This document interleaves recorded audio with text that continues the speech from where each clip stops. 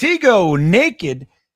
Almost just before the stream, right? Well, that's YouTube naked. That's what they call that, Tigo. Tease. Well, yeah, the old teaseroon. Well, what's up, everybody? Welcome to the show. This is ArmChair GM. I am GreenBean, and that guy right there is the one and only, the great Talking Jets with Tigo. And tonight we will dissect. We're heading into a time of year where, look, being a GM is kind of important. As we know, the New York Jets have a new GM. So look, we don't know what's going on anymore. We can't predict. We have no idea the tendencies of our new crew.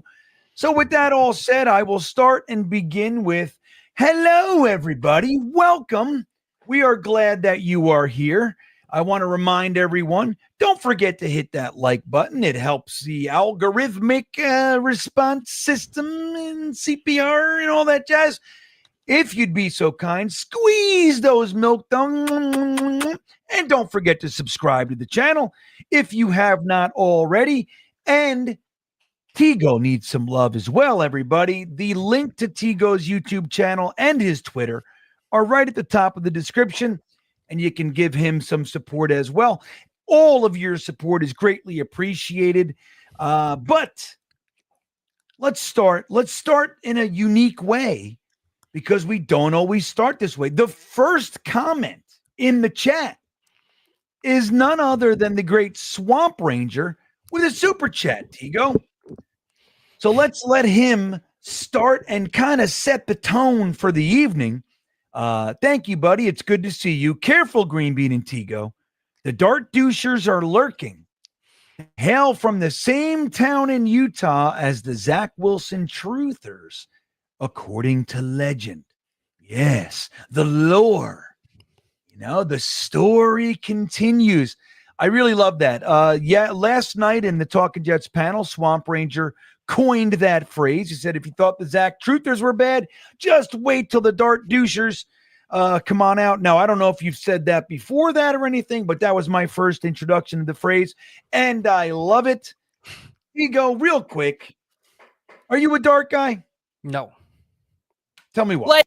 Like, do I think that there's something there? Oh, yeah, absolutely. Do I think the Jets should be the team that takes him? No.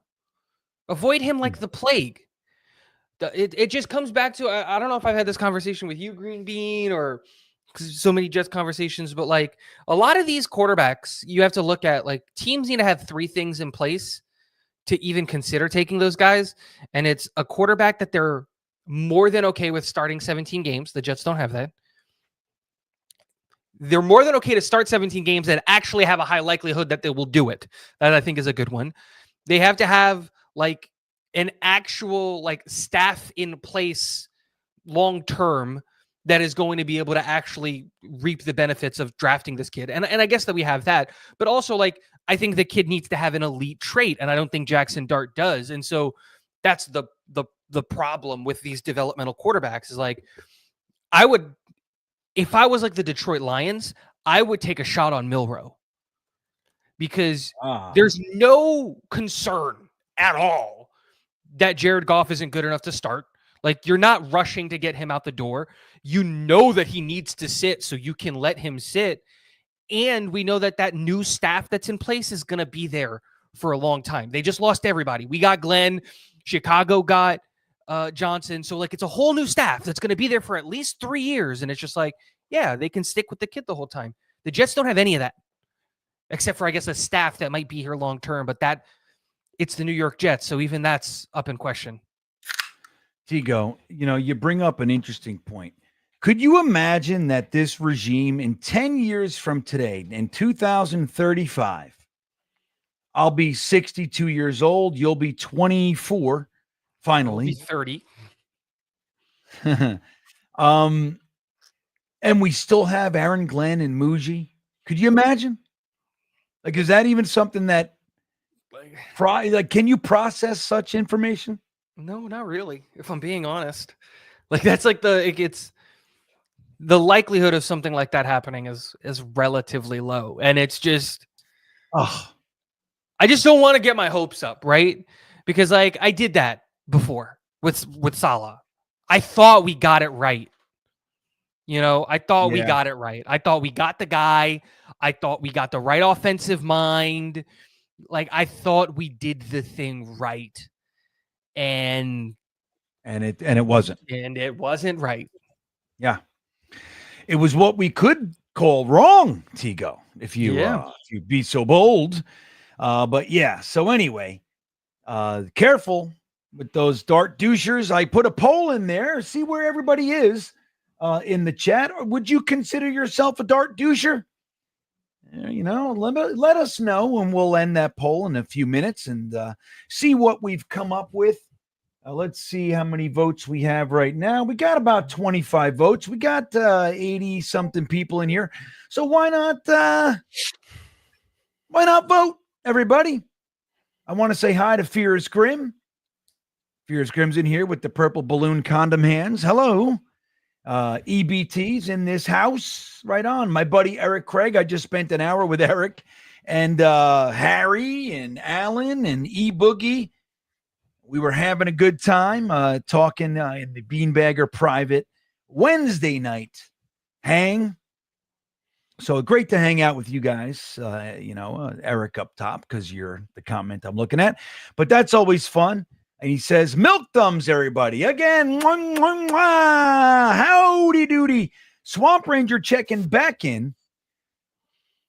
Says, it's a pathogen that slowly affects the mind and causes delusion. Mass hysteria comes next. The fan base slowly tears itself apart. Coaches and staffs then lose their jobs. It's a cyclic lifestyle. Yeah, and he's talking, I would imagine, doubling down on the Dart Doucher thing. Now, look, last night not last night, but Monday night in our 10 o'clock mock, Dom and I, with the chat makes the picks, but Jackson Dart slid to the 4th in that particular draft. And it looked like it was updated. It was PFF. Guys like Jihad Campbell were, recalibrated from that second round range to that top half of the first round range. So Jackson Dart still slid through. So we ended up taking him in the 4th round. Now, again, would I? I think we're pretty much in agreement. I'm not really interested all that much. But in this draft, but the thing is, if a guy who is considered right now a fringe first rounder, second round quarterback, if he makes it to the 4th, you don't want to take a flyer on him. Would I do it? Probably not. But would I throw stones? Also, probably not. I get it. And that's the whole thing. It's like, well, you're getting a little bit of the guy slid. So, if you like him, per your own evaluations, why not take a swing? So I get it. Again, would I? Probably not. But Harry's in here. Thanks, Swamp Ranger. You're the man. Thanks for starting us off tonight. Tigo, I wanted to bring up to you after we say hello. Robbie Oak's in the house. Love Bites is here. What's up with you, buddy? What is that thing? Oh, I see. Yeah, I like that. All right, Love Bites. Wild Wave is in here. He's also using the condom hands.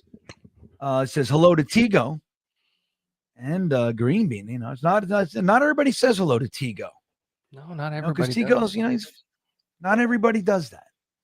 So Bradigan's in the house. Tigo, John Hepburn's here. Good to see these guys. Cadoza's here with us tonight. Oh, amazing crew! All the boys in the house. That's right. Jay Bernie's in the house. Who else we got? Sean McAteer. Look at these guys. This is great. Kevin's in the house. Hello, GreenBean Tigo. So Lions have 2 free agents. Well, they have more than that. Hopefully, they want to follow Glenn over. The 2 are Carlton Davis and Onzarike. Right. So I tell you, I'd be very happy with Onzarike coming over here.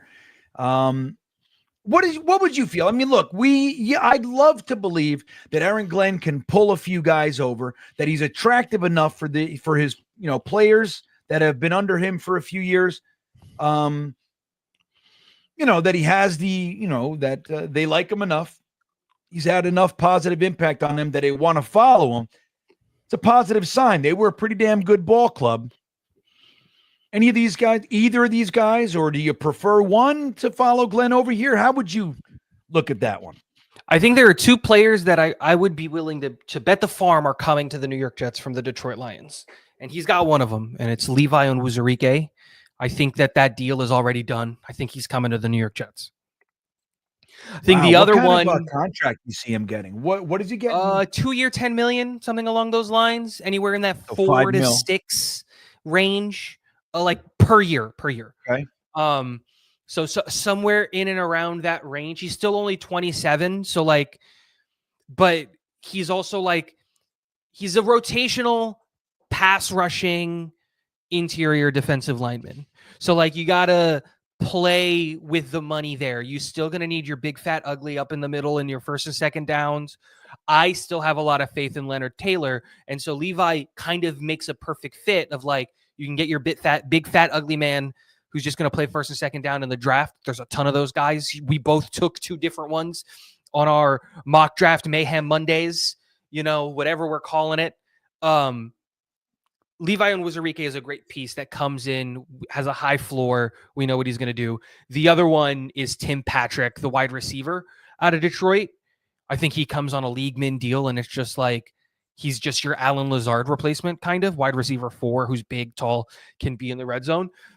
Who was that? I'm sorry. Who did you just say is Tim Patrick, the wide receiver? He's 32. Okay. Gets like a 1-year league min vet deal kind of a thing.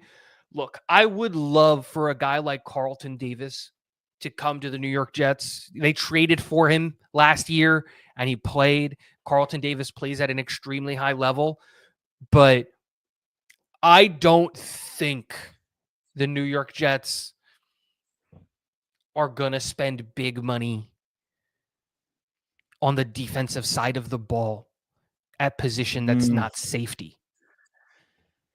If you're paying a DB, I think it's a safety. Because, like, it took them years for Detroit to finally get them a cornerback. And they went and they got everything else first kind of on the defense. And you already have Sauce. And we're probably going to pay Sauce. So it's going to be hard to have 2 defensive backs, especially 2 corners, when you have 0 safeties on the roster, making $20+ million. So that's... I don't know if I agree with you, but 2 safeties making $20 million? No. I'm not saying we pay 2 safeties. I'm saying, like, because Sauce is going to get, like, the likelihood of Sauce getting paid this offseason is what's going to happen. He's going to make $20+ million a year. He's going to get the Patrick Surtain deal plus, right? Carlton Davis, his projected contract that he's going to get is in that $20 million a year. Like, you can't have $40 million tied up on your cornerbacks. Like, that's why we're letting DJ Reed walk, right? Is for that exact reason. And so for me, the idea is, like, you need to find a solution there that's not necessarily a big money free agent at the cornerback position. You already have your superstar, and we also got to forget, like, we're not going to do that bull crap that we did with Salah, where it's like Sauce stays on his half of the field, whoever's the other corner. Like, no. We can follow wide receivers now. So Sauce can play on the number 1 guy now. So the number 2 wide receiver corner doesn't need to be as good as Sauce.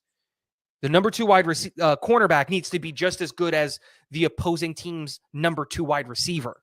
So I think that matters. Well, let me ask you a question. Realistically, look, we know that DJ Reed has said openly, I'm looking to test free agency.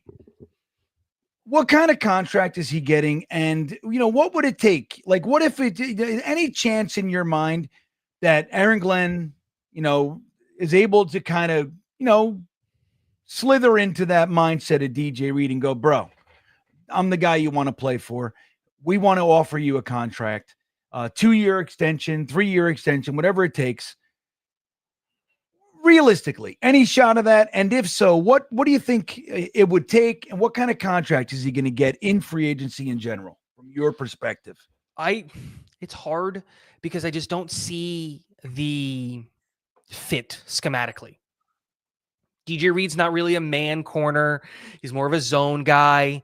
And he's probably going to get, I said 20 by accident with Davis. That's the wrong number. I meant to say 15. That's probably where he's going to be. That's probably where DJ Reed is going to be. He's probably going to get like a 3-year, $42 to $45 million deal. And he's going to get $14 or $15 million per. And it's just schematically, he's just not necessarily all that great of a fit for what the New York Jets are going to try to do with, with Wilkes and with Glenn and everything like that. So that I think is the biggest concern is that part of it. But like also, it just kind of makes sense that he leaves and goes and follows. Yeah, maybe not Salah to San Francisco, because like there's a story there in San Francisco, right? Because he was there and then they let him go, and it was Salah who let him go. But like it was Salah who let him go, right? And then brought him back. So there is at least maybe he goes back to San Francisco. Maybe he goes to Atlanta to follow Jeff. Yeah. No, they don't get their last names. Their first name basis because of what they did to this team. I think first name is more respectful. No, I don't think so. Yeah, once we say their first name, then it's like now acknowledging that they're a full human. The non-humans that went to San Francisco and Atlanta. Again, I just don't see if he were to come, if he was open to the idea of coming back, and we say we're cool with the fact that like we're cool with his man coverage playing abilities. Like that's what we're cool with him doing that and being in a blitz heavy scheme and all of those things. Cool. He's going to get 14 per. And then you still run into the same issue, which is just, I just don't see a world in which you can have two guys making that much money at corner. No, I get it. And like, I just looked at, like Surtain got 24. Yeah, Carlton Davis's market value is $13.8 million per spot track, but so somewhere in that range, a little less, a little more, whatever it might be, but that's kind of the range you're looking at. And like you said, I mean, Sauce might not get paid this year. He's not making as much of a, there's not enough as much noise around as Sauce as there is Garrett. But isn't that interesting, Tigo? We'll talk about this for a moment, and then I see Hennessy. I got to get to you, buddy. That, for the last couple of months, Garrett Wilson's going to demand a trade. Garrett Wilson's going to demand a trade. And then the last week or two, you hear Garrett Wilson wants to stay with the Jets. Garrett Wilson just wants $30 million. Or whatever. It's like, okay, well, what is it? Nobody. And what this says to me is, hey, by the way, I don't know what the fuck I'm talking about. I'm just talking. You know what I mean? Like, that's what I hear. I don't know what I'm talking about. Putting things out there to try to get leverage. Because I don't think Garrett's going to get 30 a year. That's wild. But that's what he should ask for. Should ask for 30. It's free. The NFL salary cap just went up $30 million. So you think you were going into this offseason, you had your projected cap, you knew you were going to make a couple cuts, so you had your average of what it was going to look like. And then the NFL goes, hey, by the way, we're going to bump this up $30 million. And you go, oh, great. Well, now I get to keep Garrett Wilson. Now I get to keep Garrett Wilson. He's completely free. I get to take care of that for free. And I just operate with what I thought I was going to have anyway. See what I mean? It works perfectly. And next year it's going to go up another $8 million. So who cares? It's going to keep going up. It's going to keep exploding. But it's not the NHL. We don't like. It's like who cares, right? With this money shit, I don't care. Keep them happy, man. Keep them happy. Tony the GM, what's up, buddy? He says Sherwood, Eccles, Reed, KC. Who's KC? No idea. And draft. You don't want? Yeah, I mean, well, who's KC? Ken Collins. I don't know any Jets. KC. But anyway. All right. Well, I told you, Sherwood and Eccles. I'd love to hear that the Jets have re-signed Sherwood and Eccles. I would love it. I'd love it if we come out of the darkness here and we re-sign Reed and we get to keep the the core defense together? Who is it? Justin Reed from Kansas City, the safety. Oh, okay. Well, then two of the four pieces on here I'm okay with. Got it. You don't want Justin Reed? No, I want Reed. You don't like Eccles? Reed? I would give Reed. Eccles is the guy that I would keep. You don't want Sherwood? I love Sherwood. I've been banging the table for Sherwood to start since his second year in the league. Yeah, ever since he played the in the preseason, I was like, he should be starting over CJ Mosley. Well, and then I had to quiet down. Like 2 years ago, it was a little. I mean, I was still CJ Mosley was playing lights out. That's why I had to shut up, because he was playing lights out. But like before the season, I was like, we need to start Sherwood. Like Sherwood's the guy. Like he has the coverage skills and the chops to do it. Like you guys need to like stop.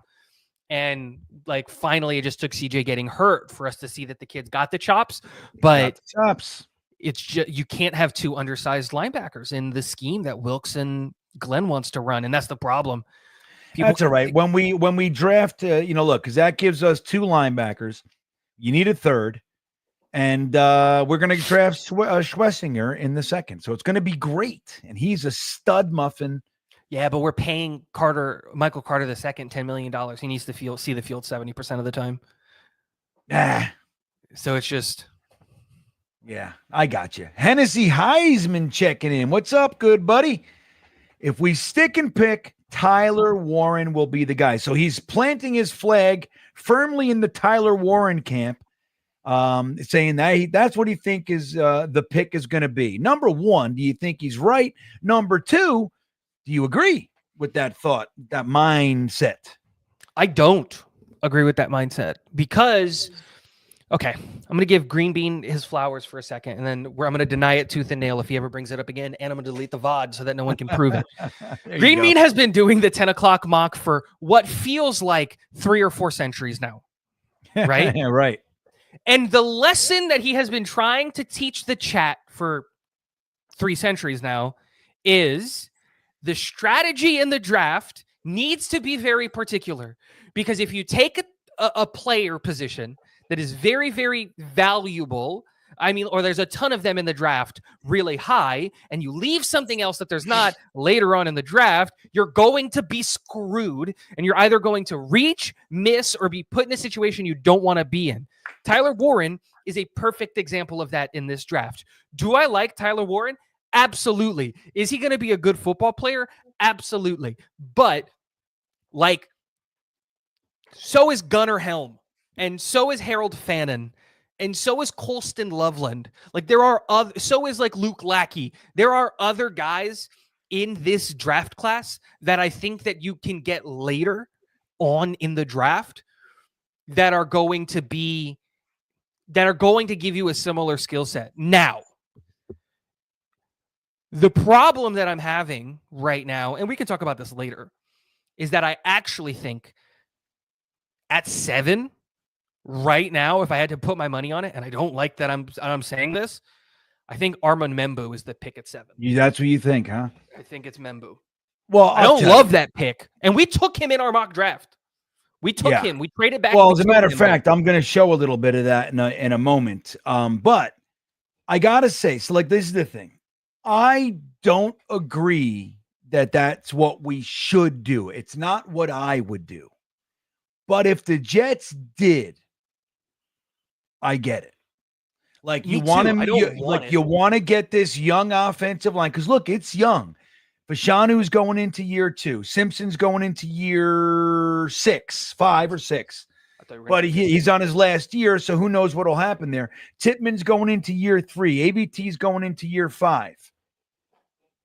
And then you get Membu, who will be, in his first year. That's a young offensive line. If you can figure out how to keep them together in large part, it'll be something. And again, look, 4/5 of this group is coming back for the first time in 10 years, dude, that we have that much of the offensive line having already played together. So, if they just say, look, that's what we're doing. Whoever's playing quarterback is going to be protected, and whoever is going to be running the ball is going to have some holes. That's what we're doing. I get it. I do get it. Not what I would do this year, but I get it. So that would be interesting. E-Boogie checking in says, will the Jets change the defensive scheme from 4-3 to 3-4, or are they going to stick with the 4-3 base, you think? What is Wilks's track record? I know he does a lot of both. He does a lot of both, but like it's 2025, so the correct answer is nickel. He's not going to play in a base 4-3 or a base 3-4 really ever. You're just going to play nickel. Like even guys that are 3-4 guys, like for example, Jets head coach and Todd Bowles plays the majority of his time in nickel. Like just that's it. It's just what you do a lot of your time is just playing nickel coverage. And we saw that by the fact that like we're paying Michael Carter II $10 million a year. You don't give a guy $10 million to not be on the field for like 70% of the snaps. Muji didn't give him $10 million. He don't give two shits. But he's there, and it's like he's still one of the best nickel corners. Yeah, he's a good player, right? Yeah. And like again, we can just keep it going back. And Glenn still ran a ton of nickel in Denver, and Wilkes still ran a ton of nickel in San Francisco before he got scapegoated. So like, nickel's not going anywhere. Having the third corner out there makes the most sense schematically and defensively right now with how the NFL is. Let's see. So we're talking, there's rumors about Javon Holland coming over to the Jets. Mm-hmm. How do you feel about that? Again, like that to me makes more sense. I am not the biggest Javon Holland fan, like in terms of like this free agency class of safeties, but like you can't knock like the production and the value that he's had. I just can't get over that he was a Dolphin, if I'm being honest. I hear you. I hate. Yeah. Like, totally. Like there's only one Dolphin ever that I will, I forgive him for being a Dolphin, and that's Chad Pennington, and that's it. No, Ryan Fitzpatrick, dead to me. Went to the Dolphins, dead. Yeah. Dead to me. You go to the Dolphins, you're dead to me. The only one that gets a pass is Chad. Because Chad didn't want to go anywhere. We dumped him for Brett Favre, and then he goes down there and he says, how about this? How about I just win the division? How about that? Instead. Tampa Pete checking in. Good evening, gents. Any validity? Oh, well, there it goes to the Holland rumors coming to us. How much would it cost? Let's take a look. And PFF has his projected contract, because I know you're going to go to Spotrac to get his market value so that we can have two different things. Has his projected contract at 4 years, $98 million, so $19.5 million per. 19 million per? 19.5. Let's see. How the fuck you spell? Yeah, Javon Holland. So, yeah, I mean, what's his market value here? Let me see. Oh, I guess he's a safety. I'm looking at cornerbacks. That's why. Javon Holland, his market value as per Spotrac is $15.1 million per year. A little better. Mm-hmm. I mean, I would be happy with that. I get you. I know what you're saying. But it'd be nice to have a guy come from the Dolphins and succeed here. I mean, that's not what we usually see. We see guys come here and fucking wither into dust. That's usually what we see. And like, again, take away the Miami part of it. Like a lot of that deal really, really, really makes sense. Like he's only 25. He was incredibly productive in 2023. Like 2024, the whole team fell apart in Miami. So like, and even then he was still relatively productive. You don't really see players this young hitting free agent, like that are this good hitting free agency at this age. So giving him 4 years at 25, because I think like he just turned 25, would mean that he gets to hit free agency at 29. So he's more incentivized to do it, because we all know that once you hit 30, your contract values start going. Like there's a lot of things that make a ton of sense with going after Javon Holland, but screw the Finns. I can't do it. Yeah. Go get Justin Reed. That's tough. My hatred for Kansas City is far, far less than my hatred for Javon Holland. Or the Finns, not Javon Holland specifically. Yeah. So I don't know how valid it is. I think it's more talk. It came from Samini, who was just saying the Jets don't have any safeties and could be interested. I mean, that's probably all it is. It's like we get caught up in that shit a lot. You know, these rumors, and again, it's smokescreen season anyway. The Jets could be like, hey, they could be leaking shit like, hey, man, we're really got our eyes on this guy. And they have no intention of signing that guy. They're just sending out smoke signals. So I want to take a second real quick. I want to show the drafts. I put this on Twitter so you can vote.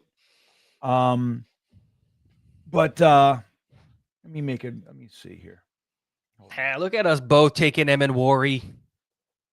Yeah, that was interesting. So Tigo and Ryan are on the left, Dom C and GreenBean on the right. But don't forget, Dom and GreenBean don't make the picks. We just kind of talk about things, and we put the guys in the polls. So there's an impact there, of course. But you guys make the selections in the 10 o'clock mock. So you guys started. Now we both had the same theme, which was we traded Devontae Adams and Aaron Rodgers to the Giants for a fifth. Now, what we did, Tigo, we had fun with it, and we said, now, if we're going to do this trade, there's a caveat. You got to hire Nathaniel Hackett, too, and you got to take Alan Lazard. So it's Lazard, Hackett, Devontae Adams, Aaron Rodgers for a fifth-round pick. So they agreed, and here we are. So you guys traded back from 4 to 14, gained that number 45 pick, which is nice. So you took the tackle, Membo, who was a screaming fool in the 40-yard dash. Very exciting. You went with the safety, Imanwari, at 42. At 45, you took wide receiver Jaden Higgins. Love it. Tight end Harold Fannin, another good one. I would like my tight end to be more of a duel and be able to block a little bit. Harold Fannin considered more of a pass catching tight end, but still a good pick. Then you went with CJ West at pick 109. Interesting. Linebacker Kobe King, who admittedly I haven't looked at all. I can't say here or there other than a linebacker coming out of linebacker U is a pretty good swing with Penn State. So Jonah Monheim, the center, and that was one of the things that I don't like. I know you probably are doing. I don't know if you are or not, but there's an idea out there. Well, maybe they just move ABT to tackle, and then it's easier to fill with some higher pedigree the interior than it is to find that right tackle. I don't love it. 2 years we tried to move ABT to tackle. 2 years he got hurt, and we keep him at guard. He did get banged up, but not season-ending. 2 season-ending injuries the 2 years we threw him at tackle. So I'm just like, hey, cut the shit. Tackle first. What? We took the tackle first. You did. Sorry. That's just depth. That is just depth at 150. That is your John Simpson replacement. Got it. So he's got a year to simmer.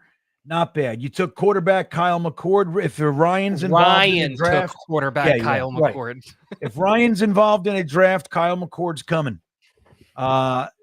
So there we go. I got to make sure this is all right. So then you guys took the kicker at 187, Ryan Fitzgerald, and then RJ Mickens, who the Jets have had numerous meetings with. Ray Mickens' son, everybody. If you remember the very short, slight cornerback who was our starting nickel for a number of years.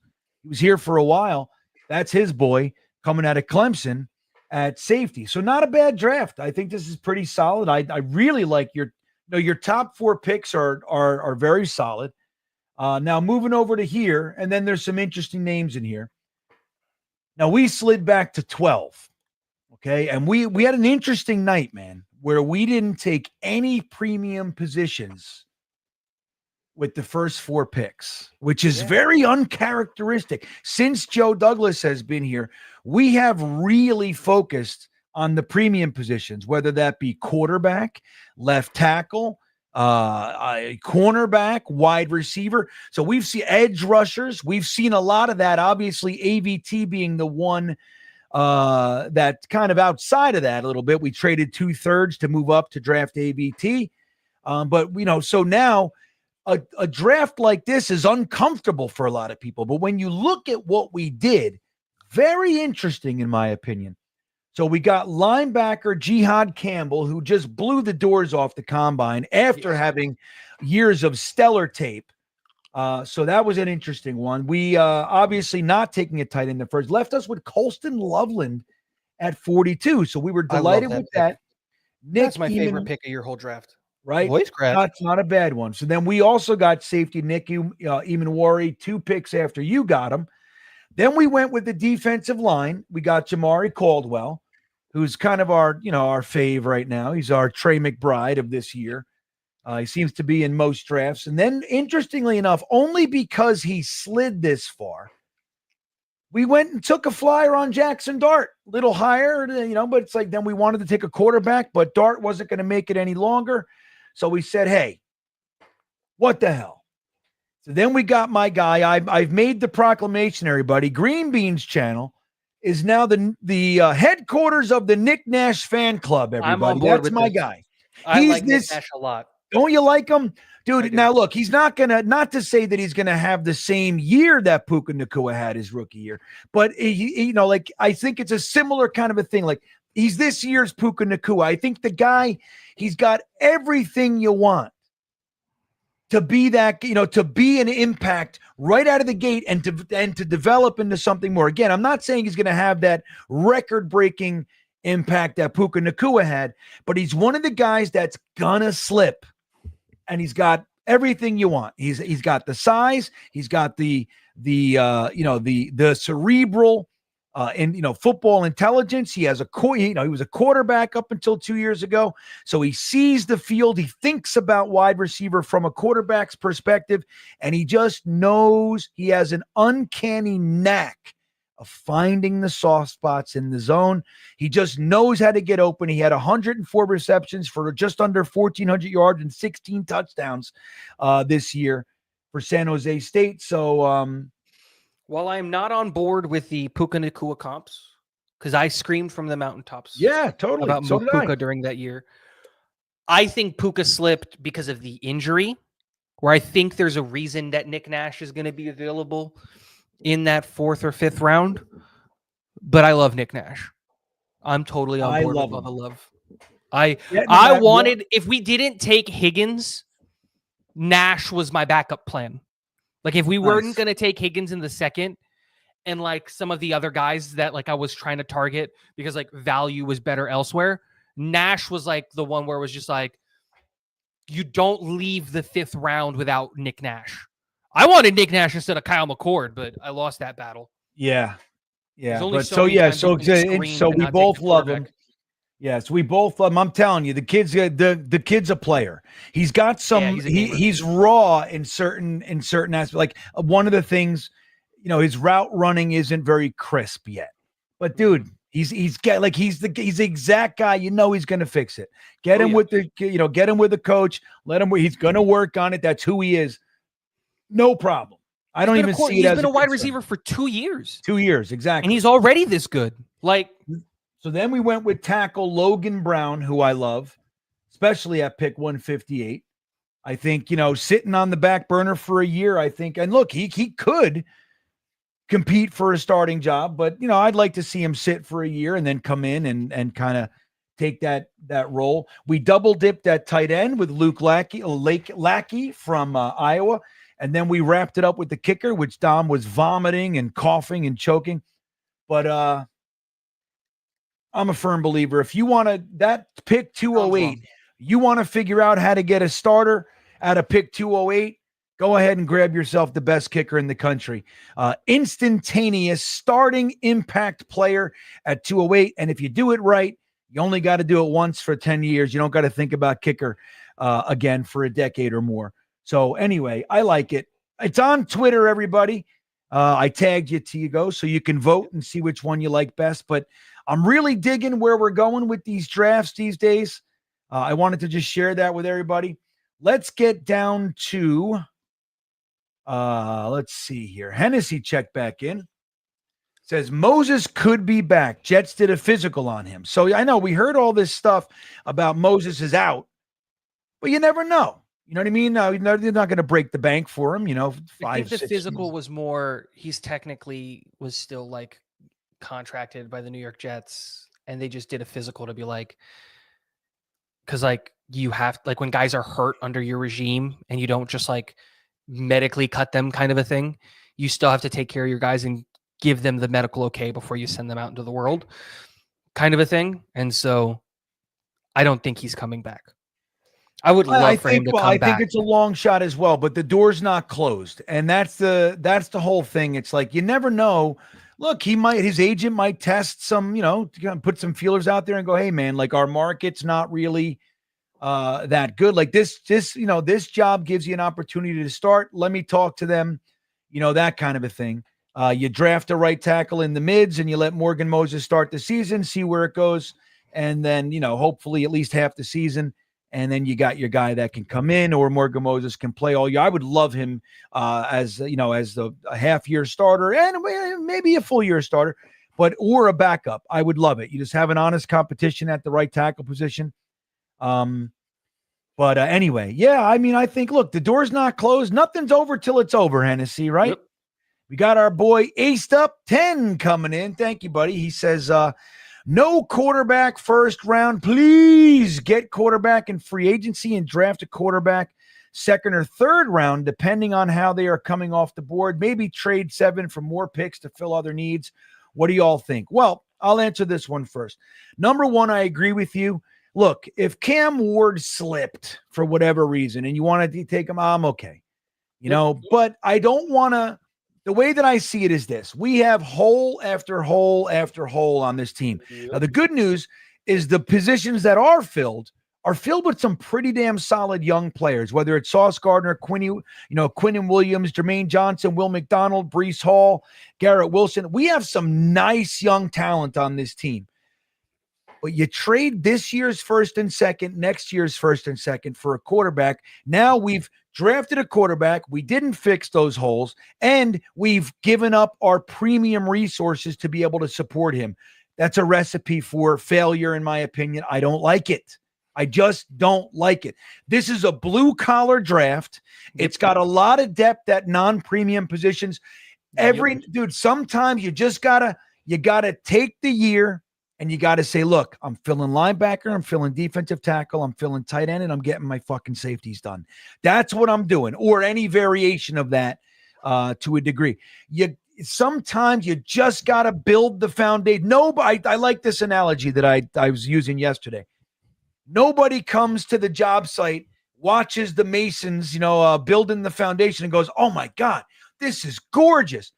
They don't get all huffy, they don't get all excited about the concrete blocks going into the ground. But I'm going to tell you something. Without those concrete blocks, the curtains that you're looking at, you're walking through the store with your wife and shit, looking at kitchen nets and all that. It ain't happening without the foundation. So this is a very foundational draft. It seems to be geared toward filling defensive tackle, tight end, safety, and the like. So I say, look, maybe it's a year that you just don't go for many premium positions. Get a wide receiver, of course, and maybe if you want to get a cornerback. But it's say not the premium wide receiver too. Like that's the big right. It's not a premium wide receiver draft. No, yeah. What GreenBean? I don't want a quarterback at all this year. Same. Really. Yep. So what do you think, Tigo? How do you feel? No, yeah. What you said, but with a little bit more crazy energy. Yeah, honestly, you don't take a quarterback in this draft. And my biggest thing, and then I'll leave it at this, is you don't put yourself in a position to pass on Patrick Mahomes because you have Christian Hackenberg. And that's it. That's it. Period. None of these quarterbacks, none of them have any upside that the New York Jets are going to be able to bank on anytime soon. None of them. Don't put yourself in a position. We all can see how good the 2026 draft for quarterbacks can be. We all can see it. It has the possibility of being one of the best we've seen. Yeah. Just wait. You just need to survive. Period. And there's not a quarterback in this draft that you're going to be able to get that's going to win you games in year one. Like it. None of them. Name one of them. Yeah. You're not going to get Cam Ward. He's not falling to 7. You can't get in bed with Dion, so you can't take Shedeur Sanders. So you're done. Everybody else besides those two is a developmental QB who at minimum needs a year. Most of them need 2. And we don't have a guy who can play a full season. What are we going to do with Tyrod Taylor? Right. A strong gust of wind comes off that East Coast and hits him. He's done for the season. So yeah. Well, and he comes in, aced up, follows up and says, sign Fields 1-2 years. I know you don't like Fields. But what's your quarterback solution, Tigo, while we're talking about it? I wish there was an easy answer here. All of the answers suck. I would go like Jameis Winston. I think that's a good idea-ish, but like none of the names really bring you any type of warm and fuzzies. I just want a guy I know can at least throw the ball. And Justin Fields, can't hit water in the middle of the ocean in a rainstorm if he was trying his hardest. And like we know Jameis Winston can hit everybody on the field. He's out there like Oprah. You get a football. Everybody gets a football, regardless of what jersey you wear. But yeah, they all suck. So like, you're picking the shiniest of the turds, is what you're trying to do here. Yeah. Well, and that's the thing. So why Jameis would be fun. Well, this is why I say Justin Fields, because you made a great point, and I agree very much with it. But I say, hey, he's 25 years old. There has been improvement. He played efficient football last year. There's a chance you catch lightning in a bottle. Who knows? If not, like you said, you go into next year's quarterback class. If there's 6-7 quarterbacks that go in the first round, you just might get one if Fields fails. You know what I mean? So I like it. I say, hey, take a swing. Low risk, but high potential reward. And again, if it doesn't work, okay, we're in the same boat that we're in, and you can go into the next year's quarterback class with a little bit of focus and know what you're going to do. But hey, who knows? I mean, stranger things have happened, not necessarily for the Jets. It's very rare that somebody comes to the Jets to revitalize their career. It doesn't happen very often. They come here to die. We just saw it with Aaron Rodgers. Nobody saw that coming. Nobody saw it coming in the way 5 wins. Come on. Nobody saw that coming. But here we are nonetheless. So but there's a chance. New regime, new young offensive coordinator. Who knows? So I say take the swing. If it doesn't work, then it falls right into the plan, Tigo. But I'm with you. I'm no Justin Fields guy. Believe me when I tell you. And I love Jameis Winston. I think Jameis Winston is a fun guy. His personality is great. He's fucking tossing the ball. And I'll tell you what, one thing you can't say about him is that he can't throw the ball. That guy can throw the ball. Electric. He just likes to throw it to the other team a lot. And that's, he likes to keep both teams in the game. I saw that comment in the chat. Whoever said it, that's your joke. I'm going to give you credit. But Justin, he's all about keeping both teams in the game. That's what everybody gets a football. Well, what was the joke? I don't know. That Jameis Winston keeps both teams in the game.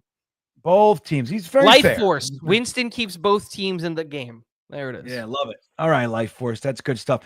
Rusty Thuder checking in, acknowledging the Dart Doucher name. That's great. That's a Swamp Ranger.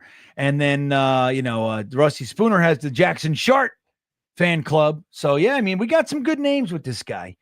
So good draft. Yeah, I'm with you, man. We got your boy, Luke Lackey. So there you go. Hennessy checking back in. Yeah, I like him too. Hennessy says, if we don't go after a quarterback this year, we need to load up on picks and build this team up for whoever we bring in next year. It can be done into. That's what I'm saying. Like, I how love that many idea. times? Yeah. But how many times have we done it the opposite way? Get the quarterback in here, let him take his lumps, and then build the team. And it's like, how about, because then they get traumatized and they get happy feet and they're miserable and people are fucking throwing water bottles at them and calling their mother. You know what I mean? It's like, how about we do it the other way? How about we get a team wide that's receiver ready for a quarterback? We get an outside wide receiver too. You use Malachi Corley in the slot. Yep. You get your tight end. You get your right tackle. And we're not that far on the offense. Truthfully, I mean, we got holes, but we're not that far if we do this smart. And then you just start plugging the defense. So, like, maybe you can't do everything, but you can definitely get, a defensive tackle in here. We got LT3 who's developing. I think he's a somebody. Good. I love him, dude. And then you get you get one of your starting safeties of the future. Maybe the other guy's a plug-in, for a year, and you can, address it next year too. But you start plugging these holes. You shore up the defensive line. You get a safety in here. Fix the offense. Just plug those holes. When the quarterback comes next year, he's got a real bona fide chance to succeed. He's getting protected. He's got a good running game, and he's got some wide receivers to throw to, and a tight end worth of shit. Yeah. So I don't know. I like it. No, I'm with you. I love this idea. I've been team trade back since November of last year. I was like, you trade back. I don't care where you're picking. You trade back. The problem is this draft class sucks. It's just not the draft for this plan. Like that's the thing. Right. Sorry, I'm not saying the draft class sucks. I'm saying the draft class sucks if you're a team that's legitimately trying to trade back. Because for you to want to move back, a team needs to want to come up. And there's not a player in this draft class where you're going to be like, holy crap, I need to go get that guy that's going to be there at 7. That's the problem. Unless you can convince the Cowgirls to come get Genty, which you can convince Uncle Jerry a lot of things, right? Uncle Jerry's wild. He's doing some crazy stuff. But unless you can convince Uncle Jerry to come get Genty, it's a hard world where you're going to like, what's the pitch? Is it Armand Membu because he's the only real out and out first round tackle? Is that the guy that a team is coming up to trade for? And if they are you really trading up for Membu? It's a weird limbo that we live in. Yeah, it's a good draft to accept the idea. It's the year to fill the non-premiums with premium talent at that position. That's the way to do it. You can really do some damage. Patrick saying that the Steelers saying they're going to keep Fields. Are they? So from what I was able to read, I have a buddy who is a really low level reporter in Pittsburgh that what has happened is that Justin Fields would like to stay in Pittsburgh and that he's given the Steelers his number that he'd be willing to stay there. And it's kind of cheap. So there hasn't, from what I've been able to find and what I've been able to talk to my buddy about, is that there's nothing beyond that. His agent has called the Steelers and said, Justin Fields wants to come back. This is the number that he wants to come back at. And it's less than what he got last year. So yeah. All right. Well, so Julio Rivera saying, GreenBean, where do you think we're headed in the tight end room? Well, I think if we don't draft at least one tight end in this tight end rich draft, we're fools, right? And I'll start to formulate my opinion on Muji. Okay, I'm already starting, but I'm giving him a rope. Yeah, it's already started, but I'm giving him a rope. Enough rope. So if we don't get a tight end in this class, we are fools. This is a good, very robust tight end class. That said, we got Ruckert. It doesn't look like we haven't heard much about Conklin returning. I like Conklin. I think he's. No, I think we got a report that he's not coming back. The Jets aren't bringing him back. So there you go. So, Conklin's gone. So we have Ruckert on the roster. I would love to see the Jets sign Kenny Yeboah. You guys know I like him a lot. I feel like, dude, nobody succeeded not named Garrett Wilson and Devontae Adams in this fucking offense. This offense is dog shit. You know what I mean? These coaches, they developed No, Nobody. literally 0 players developed in 4 years on the offensive side of the ball. That speaks volumes. So a guy like Kenny Yeboah, who's a very good blocker and was a wide receiver and has great hands, why isn't this kid being used? When Ruckert's out there dropping passes, missing blocks, they just get stuck, this coaching staff. So I would love to see them bring him back on a one. I mean, I hope. The problem is he's got no tape, because they don't use him enough. He's got very limited tape that they can watch. But I would love to see him brought back. That said, we're going to have Ruckert this year, I would imagine. Mm-hmm. We're going to draft at least one. And if we don't keep Yeboah, there are rumors of the Jets actually taking a relatively big swing in the free agent market at the tight end position. So who knows? It's going to be interesting. Coming. Right. Because right now we have Ruckert. That's it. And Ruckert, while I love the guy and I liked him at Ohio State and I liked him in the draft and I've met his father and I love his dad and it's like the whole thing is fucking great and I want him to be great, but he just hasn't. But that said, nobody's been great on our offense not named Garrett Wilson. So it's like, and even him, he's like, we left so many yards and points on the field for poor Garrett Wilson. He's wide open. Wide open, and we just can't hit him. Whether it was Zach Wilson, Tim Boyle, Trevor Siemian, Aaron Rodgers, everybody underthrowing Garrett Wilson. He's just like, dude, I'm right here, man. Just get me the ball. So I would love to see him be able to be really, capitalized on. Mm-hmm. But again, nobody really. I mean, Breece Hall's done fair. You see the talent there. But we haven't even given him the ball 20 times in a game. It's like crazy what this offense does. He rushed for over 75 yards last year once. But that was with giving him the ball 0 times. Imagine what would happen if we actually gave him a run. Imagine if you gave Breece Hall the ball 20 times and threw him the ball 6 or 7 times. What he's really doing. He's, I don't want to say he's Christian McCaffrey, but that's the kind of impact that he would have for your team. And this team doesn't get it. Like, this offensive staff was clueless. So anyway, and like Steven Larson said, the Jets blow no matter what they do. What the fuck are we talking about? I hear you. With that all said, Tigo, we are just about wrapped up here. I want to remind everybody about the old milk thumb. Go ahead and hit that like button. It's free. It's easy. Smash the like button for the Talking Jets channel and the subscribe button for the Talking Jets channel. Don't forget to support us. It helps a great deal. And my boy Tigo, the link to his stuff is right at the top of the description of this video. Show Tigo some love too. He deserves it. I know he's crotchety at times, but he deserves some love too. You know what I mean? Tigo, you got anything coming up, buddy? Just we're still doing our mock off-season program. We've done the keep Aaron Rodgers. We've done the move on from Aaron Rodgers. We've done the trade up in the draft to grab a quarterback. I hated that one the most. But yeah, we're just trying to create as many different off-season plans as possible so that we can see and explore. And obviously, with more information as things come out, these plans change. Like I kept Tyler Conklin, and then 2 days later we found out Tyler Conklin's not coming. And in the first one I kept Morgan Moses, and then we found out Morgan Moses isn't staying. So it's just about going through as many off-season scenarios as possible. All right.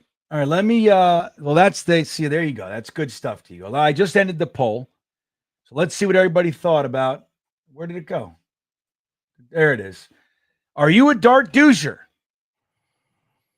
49% said not on your life. Wait, what's a dart doucher? Got 30%. And absolutely, I love that guy. Came in with 20%. So fairly, pretty close, relatively split there. Everybody's like, what the fuck are you talking about? This dart doucher thing. So, but yeah, with 49% say hell no. I know. I mean, can we stop? You know what? I want a really athletic quarterback. Look, next year we'll take our big swing. at quarterback. Let's set the team up. Let's fill our holes. And, Tyrod Taylor, but you got to have somebody, because Tyrod Taylor's unlikely to make it through the season. You got to have a viable number two. Or Tyrod Taylor as your number two if you bring a Justin Fields or whatever. So, yeah, Aaron Rodgers to the Giants is picking up steam. Maybe, look, I'm saying, dude, why not trade him? Get a fucking sixth. Get something, for God's sakes. We're not going to trade him. I know we're not. I mean, evidenced by the fact that we cut that we leaked to we told the world, oh, we're going to cut him, but we're going to try to trade him. What are you doing? This is JV shit. I hate it. But that all said, guys, that's the end of our show. I appreciate you being here on the Talking Jets Network. As always, we love to spend some time with all of you. For Tigo and myself, we are going to say goodnight. That's it. Goodbye.